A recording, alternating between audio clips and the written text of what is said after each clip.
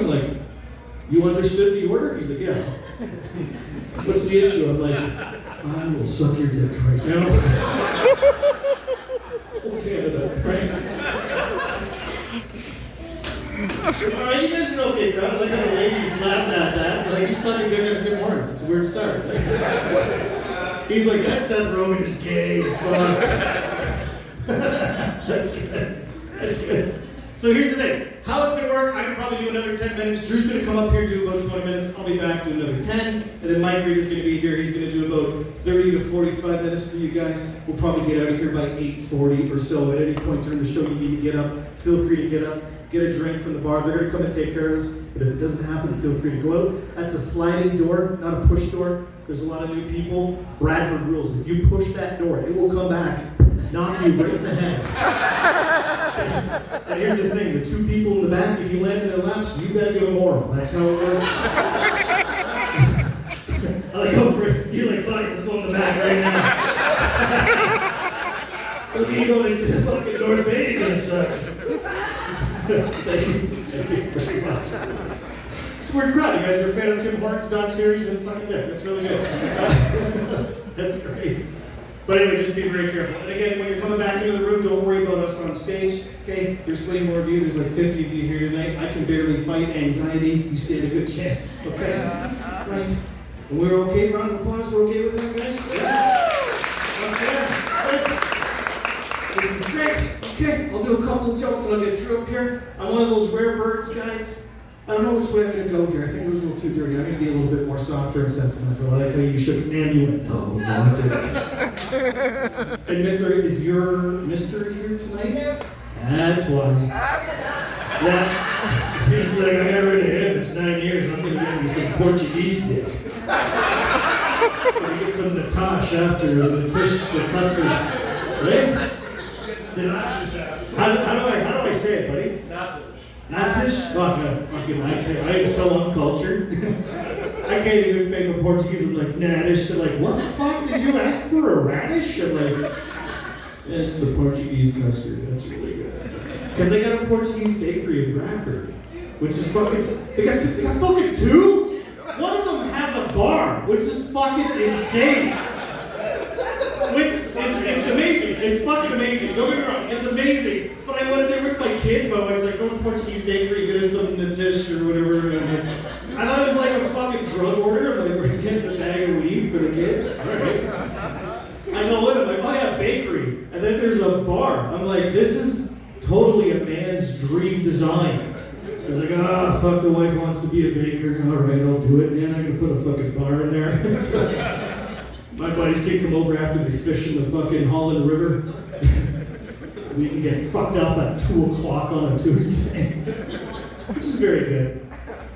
I don't remember what I was saying. Yeah, Portuguese bakeries, stuff like that. Oh yeah, I don't know. That's fucking too many concussions. I played hockey. I think I was a little too cross or vulgar in the beginning. I'm gonna do something a little bit more sweeter for you guys, if that's okay. I was talking earlier about being dad for the third time. Nope. Just two. I'm good too. Just two. My wife. Right? My firstborn, I think he was around 2.5 years old during the pandemic, right? And like he wasn't meeting his milestones. He wasn't like talking or making eye contact. We're like, all right, there's something off. So we brought him into the doctor. And the doctor came out and he's like, Mr. Enright, I have some bad news. Your son is autistic. And I remember thinking, like, he gave it to me like it was bad news. I'm like, it's not like he's a vegan or something fucked up, right? Like, you came out here like you were gonna shatter my world. I'm not raising a fucking pussy or something, doc. He's like, Mr. Enright, do you even know what autism is? I'm like, yeah. And I'm an idiot because I'm a guy and I didn't understand what he was asking me, so I fucking lied. Every guy in here has done it. Like, I've been challenged because I don't know shit, so I just made it up. I'm like, yeah, I know what autism is. I saw the movie Rain Man with Dustin Hoffman.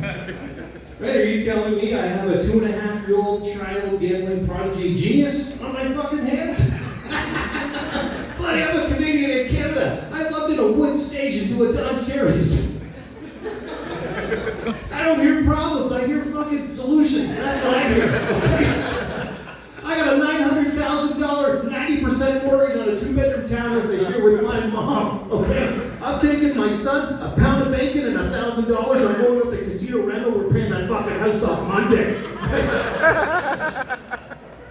He's like, sure, you need to leave. I'm like, all right, let's go. And here's the thing that made it even more challenging, guys. My son, not only was he autistic, right? He was nonverbal during that time, so he wasn't communicating. If that lockdown didn't happen, me and my son and my wife, we would never had those 2 years or so to learn American Sign Language, right? Which is a blessing. But I'm a proud Canadian. I'm like, my son never speaks a day in his life. He's going to learn Canadian Sign Language. I'm sure Don Cherry teaches a course on it in Kingston somewhere, right? Where he's like, Bowango, let's fucking go, right? Save you guys the Google search, there's no such thing as CSL. So I invented it during the spring of 2021. Round of applause if you guys would like a demonstration.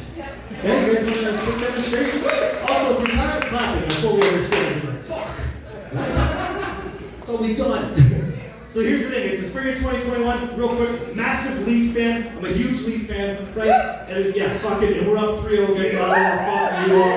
Yeah, let's go. It's not get too cocky though. We know this shit can fall apart quickly. Like every Leaf fan's like, it's just a matter of time, right?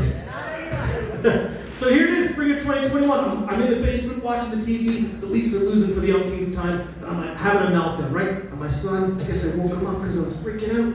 He comes into the room, he sees me, he's upset that I'm upset, right? And here's the thing about being nonverbal. It's not about like hearing language, it's eye contact, because they learn how to mimic your facial expressions and words. That's how language is born, right? So my son had no eye contact. When he's looking at me, I know something profound's gonna happen.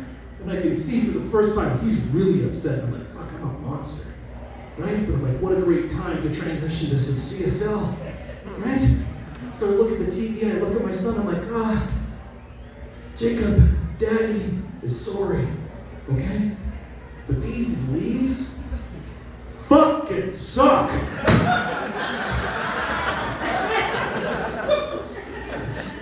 And guys, I kid you not, my son looked back at me like he understood for the first time and started nodding his head in agreement. I'm like, oh my God, he gets it. And he CSL back to me. He went, Daddy, it's okay. Do you need a cold beer? And he went to the kitchen and got me a bottle of Molson Canadian. Yeah. I was like, my boy's okay. He come in the basement with that ice cold beer. I was like, holy shit. I was like, Jacob, are you fucking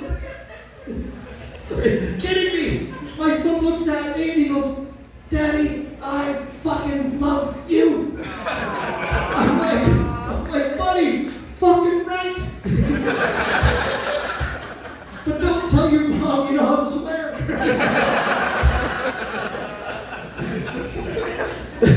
And it's weird too, because like a few days later, my wife, I came home, she's like, Greg, I had something strange happen. I asked Jacob to clean up all of his toys, and he just looked at me and started doing this. And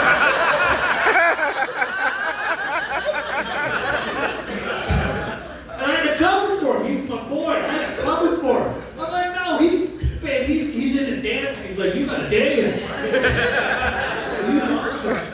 Fuck you.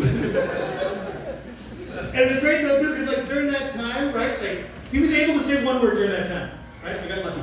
Every morning I'd get ready, I'd put on my shirt, my son would come in, super glued to me, really close and bonded, you know, and he put his hands straight up. And that was his sign. He wants me to put my shirt on him, right? You need to have kids, you know, there's nothing more adorable than that. I'm like, buddy, of course. And this goes on for weeks. He comes in one day, puts his arms up, I'm like, yeah, buddy, you want my shirt? And he looks at me, eye contact, I'm like, hey, what's up? And he went, shirt. Yeah, I was fucking floored. I'm like, oh my God, I didn't know that was on the radar to hear. And I'm like, buddy, you can have any shirt you fucking want. Okay, I'm gonna take you to the toy store. I'm driving, which is weird that I told the 3-year-old that I would drive. Can you imagine? I was like, all right, buddy, it's your turn to fucking go. Daddy's been day drinking at the fucking Portuguese bakery again.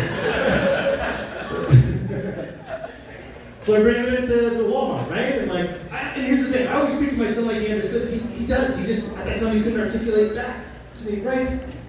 So I always put him in oversized shoes so I could hear him, you know what I mean? Because my wife would be like, if you're going to the toy store, please don't lose our son.